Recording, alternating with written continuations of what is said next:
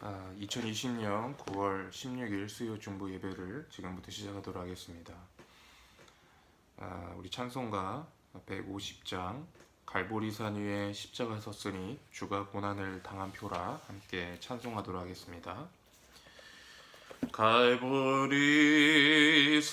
위에 십자가 섰으니 주가 고난을 당한 표라.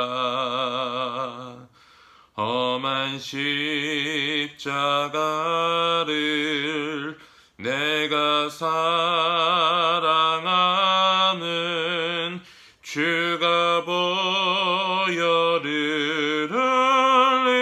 흘림이라. 죄웃음 이르렀기까지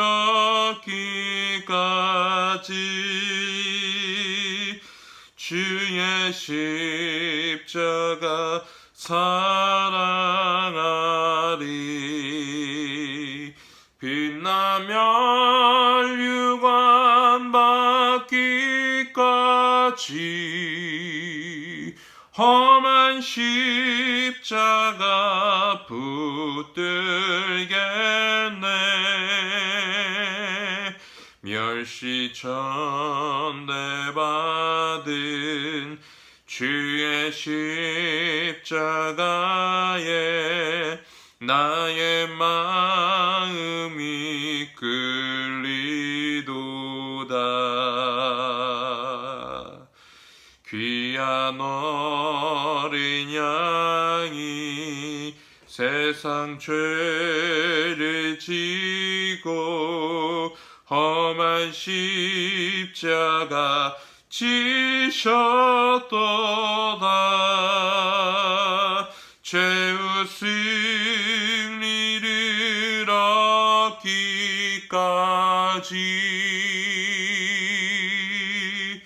험한 십자가 사랑하리. 빛나면 유감 받기까지 험한 십자가 붙들겠네. 험한 십자가에 주가 흘린 피를 믿는 마음으로 바라보니 나를 용서하고 내 죄 사시려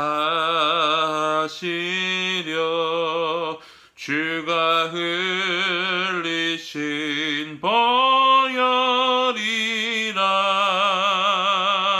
죄웃음 이르렀기까지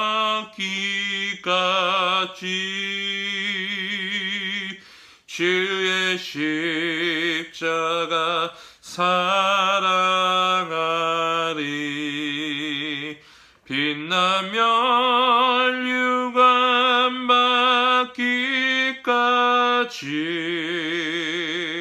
험한 십자가 붙들겠네. 주님 예비하신 나의 본향집에 나를 부르실 그날까지 영광 중에 계신 우리 주와 함께 내가 죽도록 충성하리. 죄웃음 이르렀기까지 주의 십자가 사랑하리. 빛나면 유감 받기까지 험한 험한 십자가 붙들겠네. 아멘. 우리 하나님 말씀 보도록 하겠습니다. 하나님 말씀은 로마서 1장 18절 말씀입니다.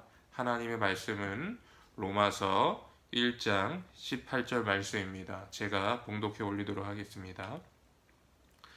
하나님의 진노가 불의로 진리를 막는 사람들의 모든 경건하지 않음과 불의에 대하여 하늘로부터 나타나나니. 아멘.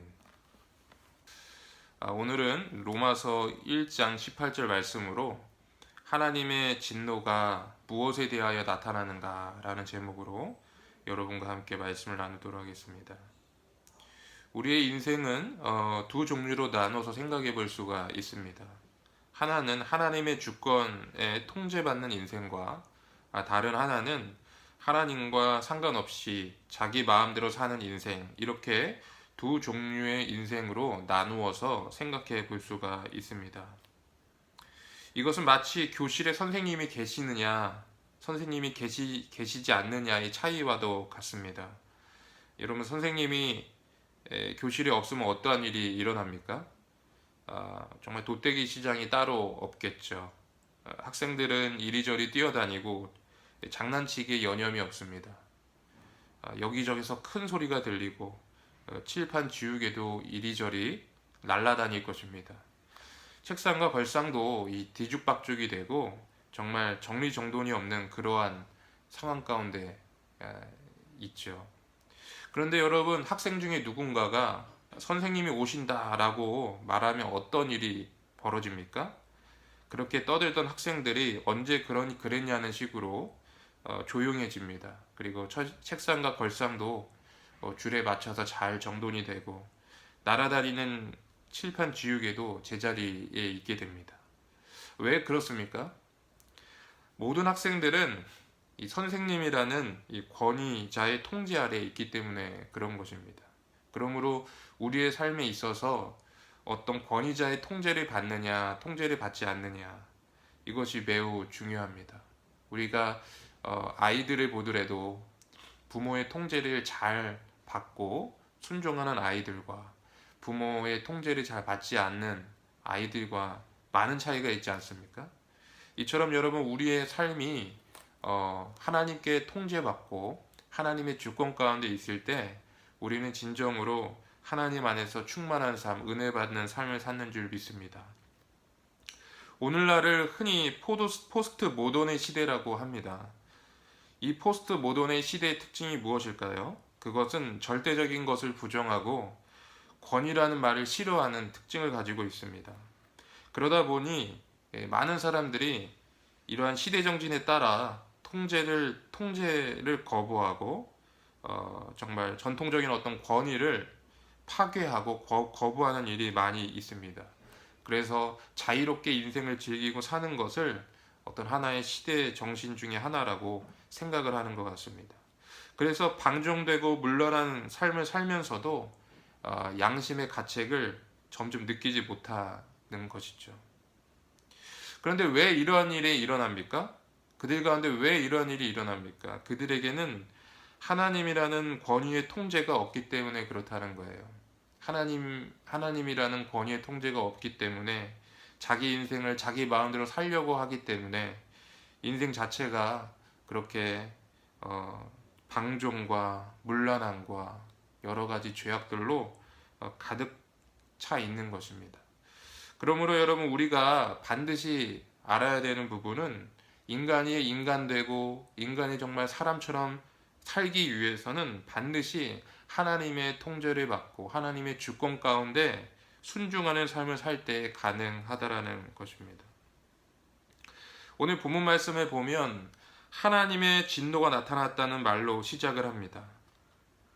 여러분, 하나님의 진노라는 말을 생각해 보면 여러분 어떻습니까? 여러분, 저번 주에 제가 설교한 로마서 1장 17절 말씀에서는 하나님의 의가 나타났다라고 제가 말했어요. 그런데 오늘 바로 다음 구절인 로마서 18절에서는 어떻게 시작을 합니까? 하나님의 진노라는 전혀 반대되는 개념의 말로 시작을 합니다. 그것이 바로 우리 인생 가운데 나타났다는 것이에요. 하나님의 진노라는 말을 들으면 여러분 어떻습니까? 마음이 답답하죠. 그리고 거부감이 일어납니다. 그리고 정말로 심령 가운데 불안한 마음도 생길 수가 있는 것입니다. 그러나 여러분, 분명한 사실은 로마서의 본론은 이 로마서 1장 18절부터 시작된다는 거예요. 여러분, 병자가 의사를 찾아갈 때는 어떠한 경우입니까? 자기에게 병이 들었다는 사실을 알 때에 찾아가는 것이죠. 이처럼 여러분, 인간이 죄인이라는 사실을 깨닫지 못하면 복음을 마음으로 받아들일 수가 없어요. 그렇기 때문에 이 사도 바울은 이 하나님의 진노가 나타났다는 말로써 로마서의 그 본론으로 들어가고 있는 것입니다. 그럼 이렇게 하나님의 진노가 무엇에 대해서 나타났다고 기록되어 있습니까? 바로 그 하나님의 진노가 진리를 막는 사람들의 모든 경건하지 않음과 불의에 대하여 나타났다고 기록되어 있습니다. 여기서 여러분 중요하게 생각해야 될 단어가 있습니다. 바로 불의로 진리를 막는 사람들의 모든 경건하지 않은 것, 거기에 좀 동그라미 치셨으면 좋겠어요. 모든 경건하지 않음과 또 불의에 대해서 나타났다고 돼 있다는 거예요. 이 두 가지라고 돼 있다는 거예요. 이 말씀을 통해서 사도 바울은 죄에 대해서 두 종류로 요약하고 있는 것입니다. 그 하나는 바로 경건하지 않음이고 그 다른 하나는 바로 불의라는 것입니다. 경건하지 않다는 말은 무엇입니까? 그것은 바로 하나님과의 관계에서 짓는 죄를 말하는 것입니다. 그리고 불의라는 것은 무엇입니까? 사람들과의 관계에서 짓는 죄를 말하고 있는 것이에요. 여러분은 하나님께서 시내산에서 모세에게 두 돌판의 십계명을 주신 것을 다 알고 계실 것입니다. 그런데 이 십계명을 정확하게 어떻게 생각할 수 있습니까? 바로 하나님과의 관계, 사람과의 관계에 대한 계명이었던 것을 알 수가 있습니다.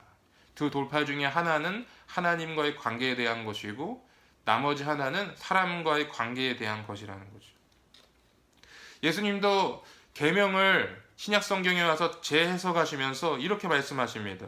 내 마음을 다하고 뜻을 다하고 성품을 다하고 목숨을 다하여 내 하나님을 공경하라 하셨으니 이것이 첫째 되는 계명이요 둘째는 내 이웃을 내 몸과 같이 사랑하라 하신 것이라 라고 말씀하셨어요. 그러므로 하나님을 사랑하는 것과 이웃을 사랑하는 것, 하나님에 대한 것과 이웃에 대한 것을 말씀하고 있는 것입니다.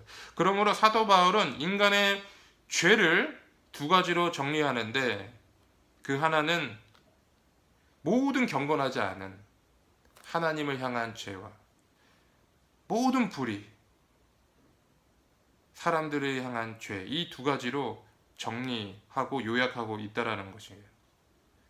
그리고 이 모든 경건하지 않는 죄, 즉 다시 말해서 이 하나님을 향한 죄, 하나님에 대한 죄는 이 18절 이후, 그러니까 19절부터 25절 말씀에 정리되어 있고, 그리고 불의함, 사람에 대한 죄는 26절부터 32절까지 정리가 되어 있어요. 여러분 이 구절을 잘 한번 보세요.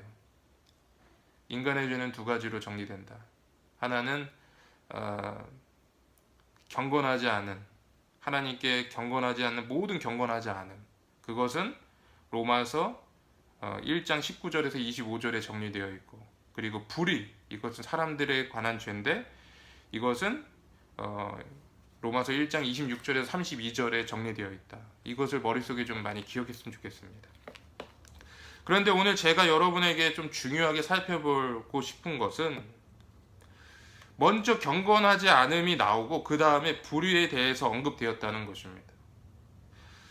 즉 다시 말해서 하나님께 짓는, 하나님과 경건하지 않는 그 죄가 불의, 사람에 대한 죄에 앞선다는 거예요. 그거 먼저 나온다는 거죠. 더 중요하다는 것입니다. 많은 사람들이 죄라고 할 때 사기를 치거나 누군가를 폭행하고 음란한 죄를 짓고 이런 것만 죄라고 생각을 합니다. 이것을 죄라고 할 때 하등의 이의를 제기하지 않죠. 그런데 하나님을 믿지 아니하고 하나님께 순종하지 아니하는 불경건의 죄에 대해서는 잘 모르고 있다라는 것입니다. 그러나 여러분, 우리가 분명히 알아야 하는 것이 있는데, 그것은 뭐냐면 하나님의 심판의 순서는 먼저 경건하지 않음에 먼저 있고 그 다음에 불의 가운데 임한다라는 것이에요. 그러므로 이 말씀의 의미를 우리가 제대로 해석해야 합니다.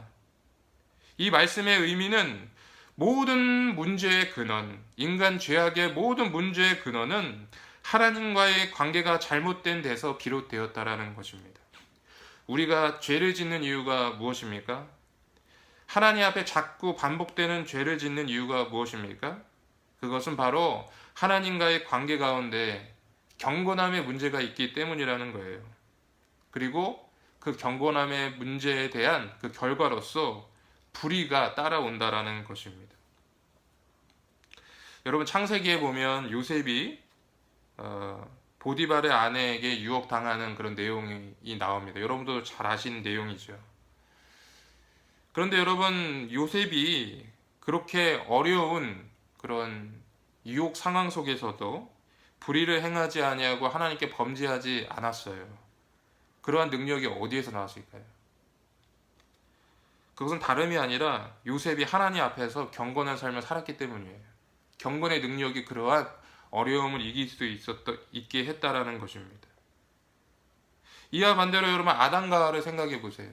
아담과 하와가 그렇게 하나님의 은혜를 받고 정말 하나님의 그 은혜가 너무나도 완벽하고 완전함에도 불구하고 아담과 하와가 선악과를 따먹는 죄를 범하게 됩니다. 그로 인해서 그 죄악이 온 인류 가운데 들어오게 됐죠. 그런데 아담과 하와가 그렇게 하나님을 떠나고 죄를 범한 이유가 무엇입니까? 바로 하나님과의 관계에 문제가 있기 때문에, 그들의 경건에 문제가 있기 때문에 그랬다는 거예요. 그러므로 여러분, 우리는 분명히 기억해야 돼요. 우리가 여러 가지 연약한 가운데 넘어지고 하나님의 뜻대로 살지 못하는 이유는, 내가 그렇게 살지 못하는 근본적인 이유는 다른 것이 아니라 나와 하나님과의 관계 가운데 지금 뭔가 문제가 있다라는 것입니다. 저는 지난주 설교에서 예수님에 대한 이야기를 했습니다. 예수님이 탄생하셨을 때 예수님에게는 두 개의 이름이 주어졌다라고 말씀드렸어요. 하나는 뭐예요? 예수님은 구원이라는 뜻이고, 예수라는 이름인데 그건 구원이라는 뜻이고, 다른 하나는 임마누엘인데 임마누엘이라는 이름의 뜻은 하나님이 우리와 함께 하신다라는 뜻이라는 거예요. 즉, 요약해서 말하면 하나님이 그의 아들 예수 그리스도를 통해 우리를 구원하셨다는 것만 복음이 아니고, 하나님이 성령을 통해 우리와 함께 하신다는 것도 복음이라는 말이라는 거예요. 안타까운 것은 많은 그리스도인들이 복음을 이해할 때 전자만 복음이라고 이해한다는 거예요. 하나님이 나를 구원하셨다, 그래서 나는 멸망하지 않고 천국 간다, 이것을 복음이라고 생각을 합니다. 그리고 후자에 대해서, 하나님이 우리와 함께 하신다는 것에 대해서는 별로 관심을 쓰지 않습니다. 아까도 말씀드렸지만 통제받기 싫어하는 거예요. 하나님의 주권과 하나님의 권위 가운데 순종하고 들어가려고 하지 않는 것입니다. 그러나 여러분, 우리가 이런 하나님의 권위 안에 순종하고 하나님의 주권과 통치 가운데 다스림을 받을 때 진정한 주님의 은혜가 우리 가운데 임하고 주님의 그런 사랑을 누리며 살아갈 수가 있는 것입니다. 그러므로 예수 그리스도로 구원받은 우리가 마땅히 사모해야 될 것이 있어요. 그것은 뭐냐 하면 성령님의 통제 가운데 순종하기 원하는 거예요. 모든 상황 가운데에서 성령님의 그러한 통제와 주권 가운데 순종하고 그렇게 나아갈 때, 그런 삶을 살 때, 또 그런 삶을 기뻐할 때 우리는 불의의 열매를 맺지 아니하고 경건의 열매를 맺을 수가 있는 것입니다. 그러므로 우리가 항상 주님 앞에 그러한 마음으로 기도해야 돼요. 제가 최근에 읽고 있는 책이 있는데, 이 책이 이 기도의 기술이라는 책입니다. 기도의 기술, 칼리톤이라는 동방교회의 수도사가 쓴 책인데, 이 책에서 참 감명 깊은 문구가 있어요. 그 감명교 문구가 뭐냐 하면, 기도란 무엇이냐? 기도란 내 영이 하나님 앞에 서 있는 것이다. 그러니까 항상 내 영과 혼과 육이 항상 하나님께 서 있는다라고 생각하는 거라는 거예요. 그러니까 이러한 개념으로 따지면 기도는 단지 여러분 시간을 정해놓고 어느 한 특정한 장소에서 시간을 정해놓고 막 기도하는 그것만 기도라는 게 아니에요. 삶의 모든 순간이 기도라는 거예요. 하나님 앞에 서 있는 거예요, 기도라는 거는. 그렇기 때문에 여러분 우리가 설거지를 하면서도 또 그리고 아이들을 양육하면서도 직장에서 일을 하면서도 기도할 수 있는 거예요. 그 행위가 내가 설거지를 하고 아이를 양육하고 직장에서 일하는 행위가 하나님 앞에 서 있는 행위라면, 하나님의 주권 가운데 있는 행위라면 그것 자체가 기도라는 거예요. 그러니까 우리가 그걸 이해할 수 있어요. 항상 기뻐하라, 쉬지 말고 기도하라, 범사에 감사하라. 쉬지 말고 기도하라는 그 의미를 이해할 수가 있는 거예요. 쉬지 말고 기도하라는 것은 밥도 먹지 말고 빨래도 하지 말고 아무것도 하지 말고 그냥 골방에 들어가서 기도만 24시간 하라, 이런 의미가 아니라는 거예요. 나의 일상의 삶 가운데 주님 앞에 서 있는 것처럼 주님의 주권 가운데 순종함으로 들어가는 것, 이것 자체가 기도의 행위라는 거라는 겁니다. 여러분, 하나님이 우리와 함께 하십니다. 항상 우리와 함께 하세요. 말씀을 정리하겠습니다. 로마서 14장 17절 말씀에 보면, 하나님의 나라는 먹는 것과 마시는 것이 아니요 오직 성령 안에 있는 의와 평강과 희락이라고 기록되어 있습니다. 이 말씀은 하나님 앞에서 이 경건한 자가 누리는 축복이 무엇인지를 잘 말해주고 있습니다. 우리가 하나님께 순종하고 경건한 삶을 살 때 하나님과의 친밀한 관계가 형성됩니다. 그리고 그 안에서 참된 만족과 기쁨과 평강을 누리게 되는 것입니다. 우리가 모든 일 가운데 하나님의 세심한 인도하심을 누리게 되는 것입니다. 그리고 성령으로 기뻐하는 법도 알게 되는 것입니다. 여러분, 이것이 바로 그리스도인의 삶의 축복인 줄 믿습니다. 우리 가운데 이러한 은혜와 축복이 충만하기를 간절히 원합니다.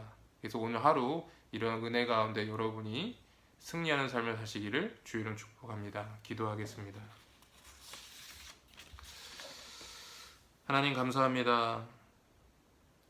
정말 우리가 하나님 앞에 쓰는 것은 우리의 행함이 아닌 줄 믿습니다. 우리의 잘못된 부분도 아니고 또 우리가 잘했다고 또 그 잘한 것을 가지고 주님 앞에 쓰는 것이 아니라 오직 예수 그리스도의 보혈의 공로로만 우리가 주님 앞에 나아갈 수 있음을 기억하게 하여 주시옵소서.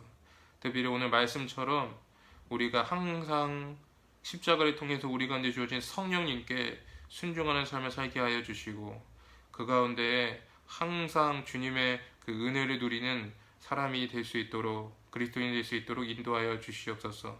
오늘 성도들의 매일의 삶을 기억하여 주시고, 하나님 아버지 모든 상황 속에 하나님의 개입해 주시고 인도해 주셔서 항상 승리하고 주의 뜻 안에 살아가는 저와 우리 중보기도 팀원들 될 수 있도록 인도하여 주시옵소서. 감사드리며 우리 주 예수 그리스도 이름으로 기도하였습니다. 아멘.